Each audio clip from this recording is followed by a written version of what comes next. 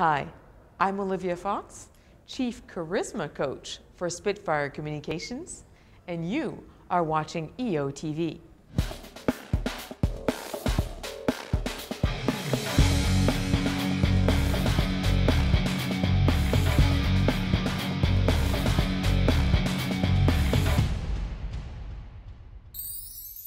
Welcome to EOtv. I'm Andrea Collins. And I'm Randall Mauricio. This is your Entrepreneurs Organization Weekly Webcast. And this week we will be focusing on, well, focus. That is right, Andrea. Author and EO Detroit member Gino Wickman shares tips to help entrepreneurs focus their company's goals. And we also hear from EO member Jim Walsh, who now has a great elevator speech thanks to some fellow EOers. Way to go. Yeah, and Reid Carr has some tips to consider before you acquire or expand. And finally, Blair Singer shares how a code of ethics can help in unexpected ways. So let's get to it. Focus. It can be one of the hardest things to achieve in business, as you know, but it can also be critical to your success. In his book, Traction, Get a Grip on Your Business, EO Detroit member Gino Wickman teaches 6 questions to consider that'll help entrepreneurs focus their company's goals to have a more profitable business and frustration-free environment. Well, why it's important is every decision that a company makes stems from clarity around their vision. Said another way, I see very few external issues that can't be solved by looking internally first. There's 2 ways that a company crystallizes its vision, and what we do is we have every client answer 8 simple questions that really gets them back to this core that I'm referring to. And so the 8 questions are: what are your core values? What is your core focus? What is your 10-year target? What is your marketing strategy? What is your 3-year picture? What is your 1-year plan? What are your quarterly rocks? And what is your issues list?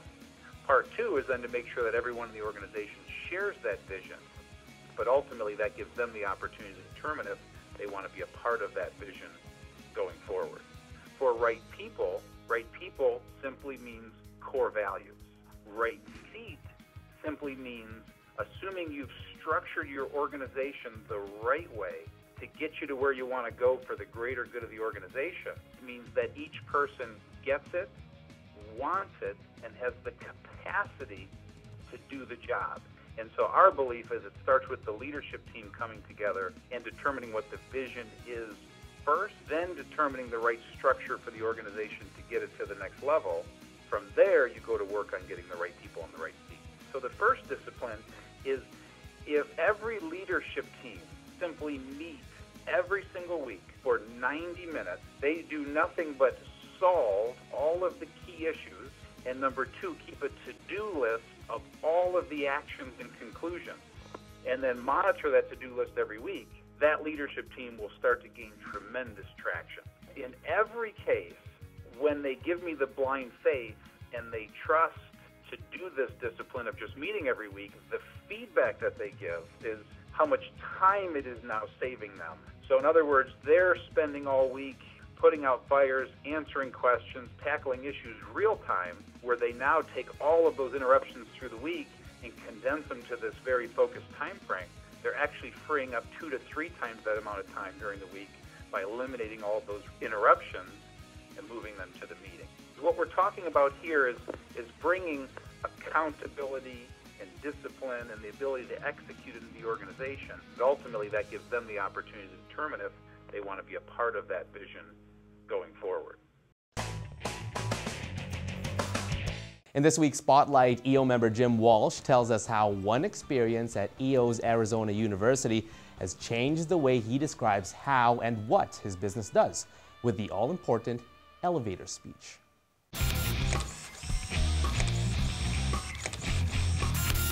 You know, it was so funny. We had just left the speaker and it was kind of cold in there, so I just wanted to go outside in the sun for a few minutes and warm up. And I got talking with another EOer, a fellow from Washington, and he says, "What do you do?" And I had the usual bumbling idiot response to kind of what I do. And I said to him, "You know, my elevator speech really stinks." And he says, "You know what? Do you have a minute?" And I go, "You know, what do you mean?" And he says, I got a tip, and we just need two EOers, and we'll get your speech down pat. So he walked over with you and the other fella, and in less than 5 minutes, I had a phenomenal elevator speech that, I've been in the same industry for 25 years and always wanted to do that, and in 5 minutes got it done. And ultimately, my elevator speech went from this kind of drawn out, babbling nonsense, which took about a minute for me to spit out, to Alliance Relocation Services makes movers great. As a business owner, you always hope to maintain consistent growth, which can be difficult if you're thinking about expanding or acquiring another company. EO San Diego member Reid Carr acquired a new business in a different geographical location and faced many successes and challenges along the way. Here are 4 critical points that Reid considered before he acquired a new business.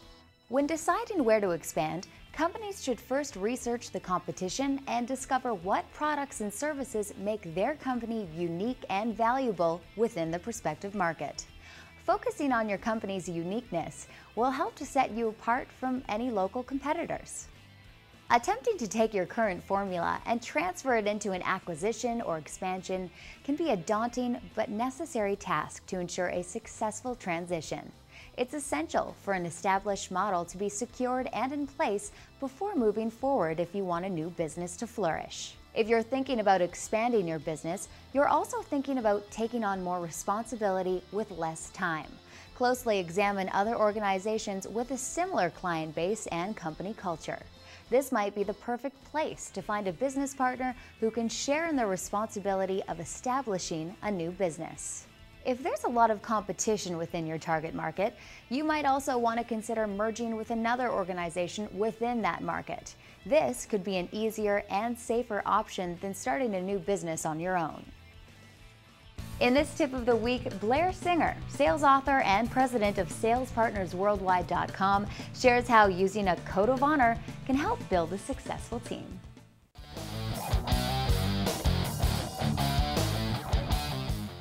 Hi, this is Blair Singer, Rich Dad Advisor, and also the author of Sales Dogs, ABCs of How to Build a Business Team That Wins, and the recent bestseller, Little Voice Mastery. The most important thing that you can do in building a team, and this is the tip of the week, is to establish early on something we call a code of honor, which is a set of rules of how we deal with each other in the organization. Rules like never abandon a teammate in need, be on time. If you've got a problem, you got to go direct. You can't go behind people's backs with it. And if you can do that and be willing to call people on breaches of that code, what you will find is people will aspire to their better selves. It'll drive their little voices out of the way and cause them to be the best team they can be. Now, I warn you, you will lose 10%. 10% of the people do not want to play by any set of rules except their own. But what you'll be left with is a committed team, a driving team, an accountable team that will drive you through any economic peril. So, code of honor.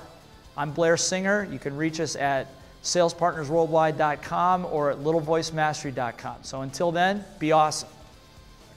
That wraps up another week of EOtv. Thanks to all our members for sharing their awesome experiences this week. But before we go, Andrea? Yes, let's hear it, Randall. For success, attitude is equally as important as ability. Well, you definitely got some of that. You don't have to state the obvious. I just got to raise the ability right. part. Well, no. We'll see you next week. You just work on it a little bit. Yeah, I will.